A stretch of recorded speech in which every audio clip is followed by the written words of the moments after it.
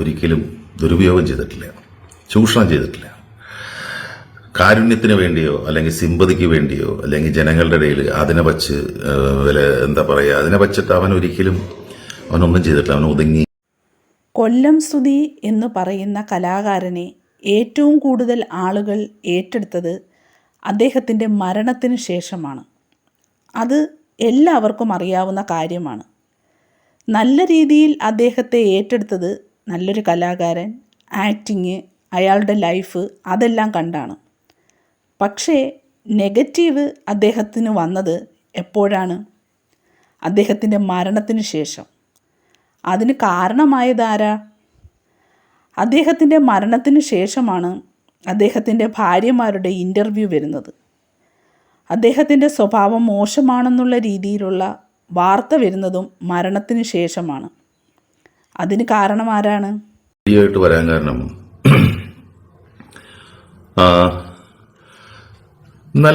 ഇന്നലെ രാത്രിയാണ് ഒരു വീഡിയോ ഉണ്ട്, ഒരു പോഡ്കാസ്റ്റ്.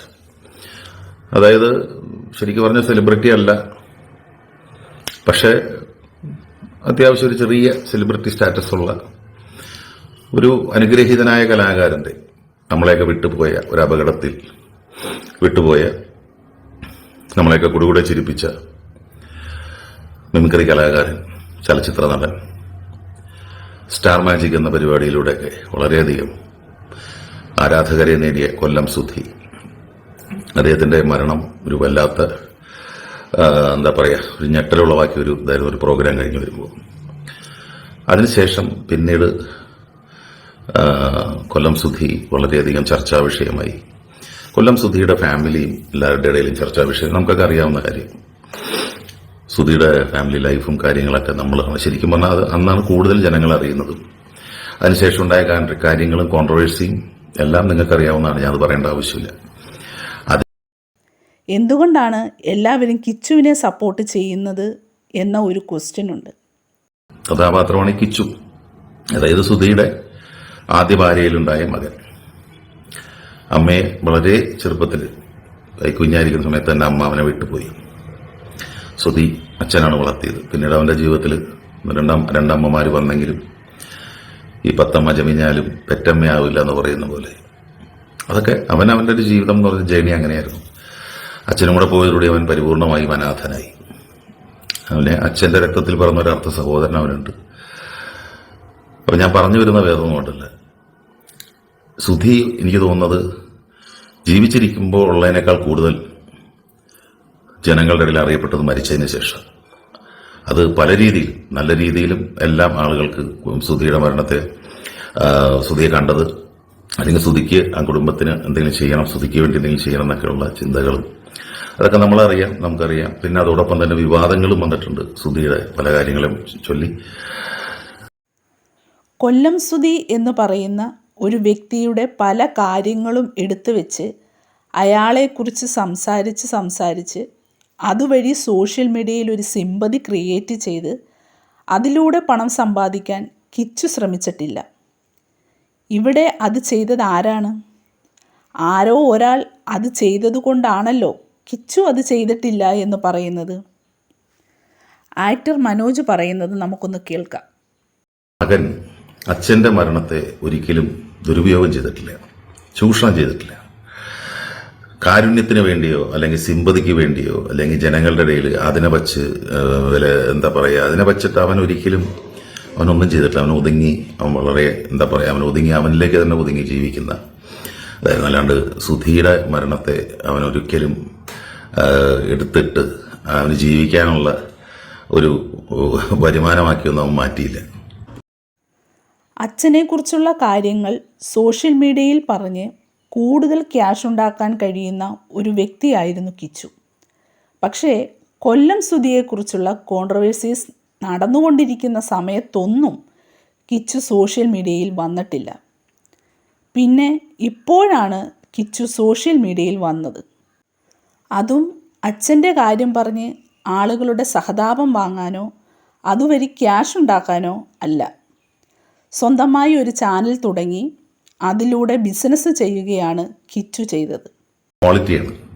പക്ഷെ ആ പയ്യനെ കുറിച്ച് ഒരുപാട് വന്നിട്ടുണ്ട് ആരോപണങ്ങൾ, ഇപ്പോഴും വന്നുകൊണ്ടിരിക്കുന്നു. അവനതിനെയൊക്കെ വളരെ പക്വതയുടെയും പാകതയുടെയും തന്നെ നേരിട്ട് പൊയ്ക്കൊണ്ടിരിക്കുകയാണ്. എനിക്ക് അവനെ കാണുമ്പോൾ ഒരു അത്ഭുതം തോന്നണത്, ഈ അച്ഛനും അമ്മയും നഷ്ടപ്പെട്ടൊരു മക്കൾ എന്ന് പറഞ്ഞാൽ വല്ലാത്തൊരു മനസ്സായിരിക്കും അവരുടേത്. കാരണം അവൻ്റെ അച്ഛൻ്റെ വീട്ടുകാർ അവന് പരിപൂർണ സ്നേഹവും സംരക്ഷണവും കൊടുക്കുന്നുണ്ടെങ്കിൽ പോലും അച്ഛനമ്മ എന്ന് പറയുന്നത് അതൊരു വലിയ അത് നഷ്ടപ്പെടുമ്പോഴേ നമുക്കതിൻ്റെ വില അറിയുള്ളൂ. അപ്പം ഞാനിപ്പോൾ ഇത് പറയാൻ കാരണം, ഇപ്പം ഈ അടുത്തിടെ ഇങ്ങനെ ഒരുപാട് വാർത്തകൾ, ഇന്ന് തിങ്കളാഴ്ച ഒരു വാർത്ത, അമ്മയുടെ തലക്കടിച്ചു, മകൻ ഒരു അമ്മയുടെ തലക്കടിച്ചു കൊന്നു, പെറ്റമ്മയുടെ. ഇന്നലെ അച്ഛനെ തലക്കടിച്ചു കൊന്നു ഒരു മകൻ. പിന്നെ അതിനു മുമ്പ് ഒരു അച്ഛനെ അമ്മയും കൊന്നു ഒരു മകൻ. ഇതൊക്കെ ചെറുപ്പക്കാരാ, 20-22 വയസ്സൊക്കെയുള്ള പിള്ളേരാണ് ഈ പറയണത്. എന്തിന്റെ അടിസ്ഥാനത്തിലാണെന്നറിയില്ല. അതിനു മുമ്പ് അപ്പൊ തന്നെ ഞാൻ കേട്ട ഒരു അമ്മയുടെ മാല അവനും മകനും കൂട്ടുകാരനും കൂടെ വീട്ടിൽ നിന്ന് കഴുത്തിൽ നിന്ന് പൊട്ടിച്ചെടുത്ത് പോയി. ഒക്കെ തന്നെ പിടിച്ച് ഇപ്പം എല്ലാം ഉണ്ട് അഴിക്കുള്ളിൽ. എന്നിരുന്നാലും നമ്മൾ മനസ്സിലാക്കേണ്ട ഒരു ഭയാനകമായ ഒരു കാര്യമുണ്ട്. എന്തുകൊണ്ട് ഈ കുട്ടികൾ ഈ പ്രായത്തിലുള്ള പിള്ളേർ ഇങ്ങനെ ആയിപ്പോകും? അവർക്ക് അവരുടെ ലോകം എന്ന് പറഞ്ഞാൽ വേറെയാണ്. ഇപ്പോൾ അവരുടെ സുഹൃത്തുക്കൾ, അവർക്ക് ലാവിഷായിട്ട് ജീവിക്കാൻ പൈസ വേണം. അച്ഛനമ്മ എന്നൊക്കെ പറയുന്നത് ഒരു ATM പോലെയാണ്. അത് പൈസ കൊടുത്തില്ലെങ്കിൽ ആ ATM തല്ലിപ്പൊളിക്കുന്ന പറഞ്ഞ അവസ്ഥയാണ്. ലഹരിക്ക് അടിമപ്പെടുക, അല്ലെങ്കിൽ എന്തും ചെയ്യാനുള്ള മനസ്സ്, ക്രൂരമായ മനസ്സ്, മൃഗങ്ങൾ പോലും മാറി നിൽക്കുന്ന അത്രയും വലിയൊരു, എന്താ പറയുക, മൃഗങ്ങൾ പോലും ചെയ്യില്ല അങ്ങനെയൊന്നും, അതുപോലത്തെ മനസ്സ്. ഇപ്പോഴാണെങ്കിൽ കിച്ചുവിന് വളരെയധികം സൈബർ അറ്റാക്കാണ് വരുന്നത്.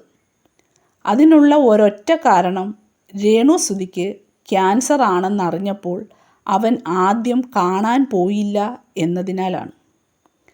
കാണാൻ ചെന്നില്ല എന്ന ഒരൊറ്റ മിസ്റ്റേക്കിൻ്റെ പുറത്ത് രേണു ഇനി അവൻ്റെ മേൽ ആരോപിക്കാത്ത കുറ്റങ്ങളൊന്നുമില്ല. ഇത്രയും നാൾ നല്ലത് പറഞ്ഞുകൊണ്ടിരുന്ന അവർ അവൻ്റെ കുറ്റങ്ങൾ മാത്രം പറയാൻ തുടങ്ങി. ഈ തലമുറയ്ക്ക് എന്ത് പറ്റി? ഇവിടെ നമ്മളുടെ മകനാണ്, നമ്മുടെ വീട്ടിലൊരു 20-22 വയസ്സൊക്കെയുള്ള ഒരു മകനാണ്. ഇപ്പം എൻ്റെ വീട്ടിലുണ്ട്. ആ മകനെ പോലും നമുക്കിങ്ങനെ ഭീതിയോടെ കാണേണ്ട അവസ്ഥയാണ്. കാരണം ദൈവമേ, നമ്മളെ വല്ല ആക്രമിക്കുമോ, നമ്മളെ കൊല്ലുമോ? കാരണം നമുക്ക് വിശ്വസിക്കാൻ പറ്റുന്നില്ല. നമ്മുടെ കുഞ്ഞുങ്ങൾ ഇങ്ങനെ ചെയ്യല്ലേ. കിച്ചുവിൻ്റെ വഴി 100% പെർഫെക്റ്റ് ആണെന്ന് പറയാൻ പറ്റില്ല. കിച്ചുവിന് വഴി തെറ്റിയിട്ടുണ്ട്. അത് അവൻ തുറന്നു പറഞ്ഞിട്ടുമുണ്ട്. പക്ഷേ അവൻ അതിൽ നിന്നെല്ലാം തിരിച്ചു വന്നില്ലേ? അതിനാണ് കയ്യടി കൊടുക്കേണ്ടത്.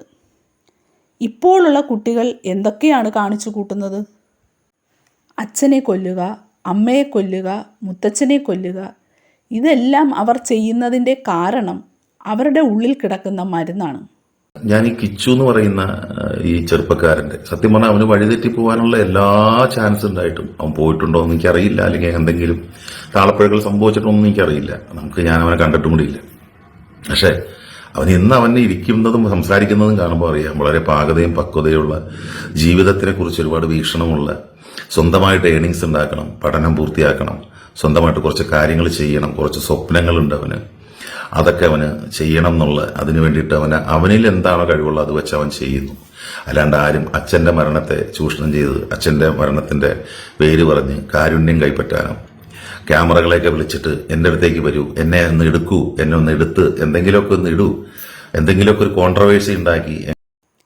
കിച്ചുവിൻ്റെ ഒരു ഇൻ്റർവ്യൂവിൽ കിച്ചു പറയുന്നുണ്ട് സ്വന്തമായി വസ്തു മേടിക്കണമെന്ന്. വളരെ നല്ല കാര്യം. അവൻ്റെ ഈ പ്രായത്തിൽ അവന് ഇത് തോന്നിയല്ലോ. കിച്ചുവിന് ഇപ്പോൾ 22 വയസ്സാണെന്ന് തോന്നുന്നു. അവന് സമ്പാദിക്കാനായിരുന്നു എങ്കിൽ ഇതിനു മുമ്പേ അതിന് കഴിയുമായിരുന്നു. അവൻ്റെ അച്ഛൻ്റെ മരണം മറ്റുള്ളവർ കണ്ടന്റ് ആക്കിയതുപോലെ അവനും ആക്കിയാൽ മതിയായിരുന്നു. അങ്ങനെ പോകുന്ന ഒരാളൊന്നുമല്ല അവൻ. അതൊക്കെ ഇങ്ങനെ നമുക്കറിയാലോ, സമൂഹത്തിൽ അങ്ങനെ കുറേ ആളുകളുണ്ട്. അതിനെ ചൂഷണം ചെയ്യുക, എന്നിട്ട് സഹതാപം ഉണ്ടാക്കുക, സിമ്പതിയുടെ പുറത്ത് കുറച്ച് ഡോളേഴ്സ് എന്ന് പറയുന്ന പോലെ സിമ്പതിയുടെ പുറത്ത് ഇങ്ങനെ ജീവിച്ച് പോകാൻ ആഗ്രഹിക്കുന്നവർ. അവർക്ക് ഈ പറഞ്ഞ കാര്യം എന്തെങ്കിലുമൊക്കെ ഉണ്ടാക്കണം. കുറച്ച് നാൾ ക്യാമറകൾ കണ്ടില്ലെങ്കിലോ ക്യാമറകളില്ലെങ്കിലോ അവർക്ക് അസ്വസ്ഥതയാവും. അപ്പം തന്നെ ആരെങ്കിലും വിളിക്കും, ഒരു ഇന്റർവ്യൂ നടത്തുക, അല്ലെങ്കിൽ ഒരു ഉഗ്രം കോൺട്രവേഴ്സി, ഒരു വിവാദം ഉണ്ടാക്കുക, എന്നിട്ട് അതൊന്ന് ചർച്ച ചെയ്യുക എല്ലാവരും. അങ്ങനെ അവർക്ക് ജീവിതത്തിൽ സമൂഹത്തിൽ അറ്റൻഷൻ കിട്ടാൻ വേണ്ടി കഷ്ടപ്പെടുകയാണ്. എന്നിട്ട് ആളുകളുടെ സിമ്പതി വാങ്ങിച്ചു പറ്റിയിട്ട് വേണം ഓരോന്നൊക്കെ ഇങ്ങനെ ചെയ്യാൻ വേണ്ടിയിട്ടും കാൽക്കുലേറ്റ് ചെയ്ത് ജീവിക്കുന്നവരാ. പക്ഷെ ഇന്ന് ഈ കള്ളത്തരങ്ങളും കള്ളനാണയങ്ങളെയൊക്കെ കാലം തിരിച്ചറിയും. അത് ഈ സപ്പോർട്ട് ചെയ്തവർ തന്നെ മനസ്സിലാക്കുന്നത്. എന്തിനേയും വച്ച് സഹതാപം ഉണ്ടാക്കാൻ ശ്രമിക്കുന്നതൊന്നും അത്ര നല്ലത്. എന്തിനാണ് 24 മണിക്കൂറും ഇൻ്റർവ്യൂകൾ കൊടുത്ത് അവർ അങ്ങോട്ട് ചെന്നില്ലെങ്കിൽ അവരെ ഇങ്ങോട്ട് വിളിച്ചു വരുത്തി ഇൻ്റർവ്യൂ കൊടുക്കുന്നത്? എന്തിനു വേണ്ടിയാണ്? നെഗറ്റീവ് പബ്ലിസിറ്റിയിലൂടെയാണെങ്കിലും എങ്ങനെയെങ്കിലും ക്യാഷ് ഉണ്ടാക്കുക എന്ന ഒരു ലക്ഷ്യം മാത്രമേ ഉള്ളൂ. ഈ ഒരു വിഷയത്തിൽ എന്താണ് നിങ്ങളുടെ അഭിപ്രായമെന്ന് താഴെ കമൻറ്റായി രേഖപ്പെടുത്തണം കേട്ടോ. പിന്നെ ഞാൻ ചെയ്യുന്ന വീഡിയോസൊക്കെ നിങ്ങൾക്ക് ഇഷ്ടമാകുന്നുണ്ടെങ്കിൽ എൻ്റെ ചാനലൊന്ന് സബ്സ്ക്രൈബ് ചെയ്യുകയും ലൈക്ക് ചെയ്യുകയും ഷെയർ ചെയ്യുകയും വേണം കേട്ടോ. അപ്പോൾ മറ്റൊരു വിഷയവുമായി നമുക്ക് പിന്നെ കാണാം.